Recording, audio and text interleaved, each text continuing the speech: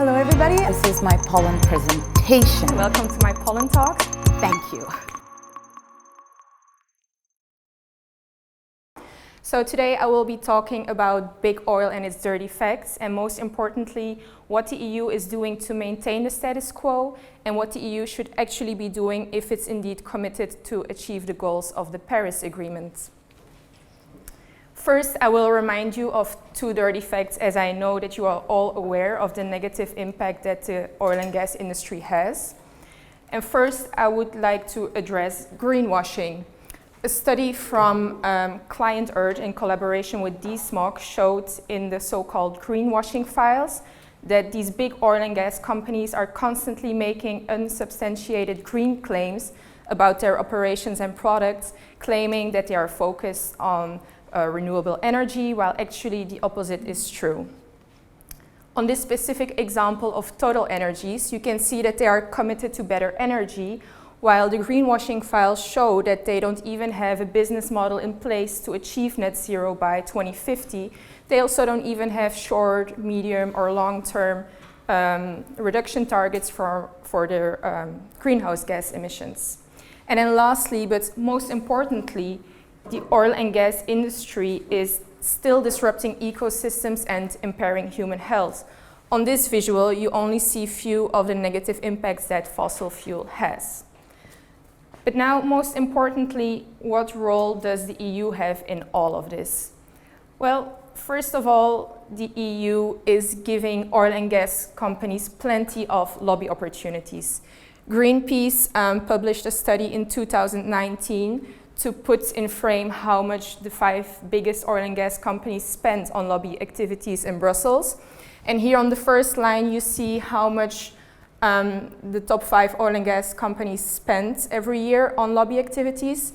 Then on the second line, you see the rising CO2 concentrations. And on the bottom, you see the key EU climate decisions that were taken.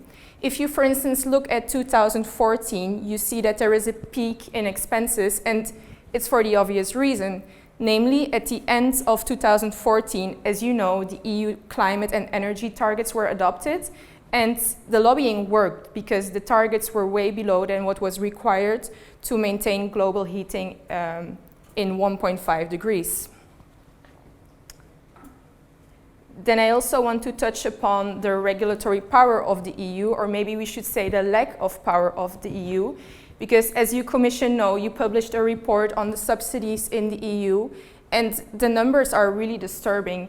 It namely shows that in 2020, there were still, for 50 billion euros, fossil fuel subsidies, and there was even an increase in these subsidies between 2015 and 2020. How can you still justify that you subsidy this industry while it's an industry making the biggest profits? And then I want to finish, and I'm sure you heard about it this week. We can, as an NGO, not understand that fossil gas is included as a sustainable investment in the Commission delegated regulation complementing the EU taxonomy. As you know, some of my colleague NGOs have requested to remove this out of the Commission delegated regulation.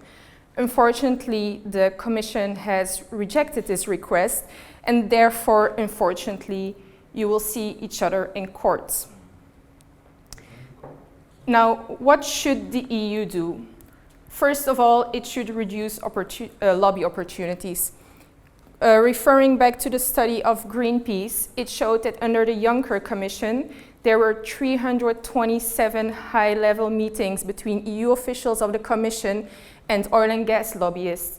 If you do the quick math, that's on average 1 meeting per week. Why are they part of our day-to-day decision-making? Secondly, the EU should increase more incentives for oil and gas companies to move away from fossil fuels towards more alternative business models.